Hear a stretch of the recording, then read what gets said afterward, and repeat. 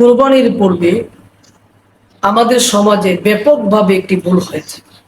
সে ভুলটি হলো কুরবানির পশু জবেহ করার পূর্বে কুরবানির পশুর চামড়া বিক্রি করা দেয়। ইসলামী শরীয়টা জায়েজ প্রমাণিত করে না, জায়েজ নেই। সঠিক মাসআলা হলো কুরবানি করার পরে আমরা পশুর চামড়া বিক্রি করব।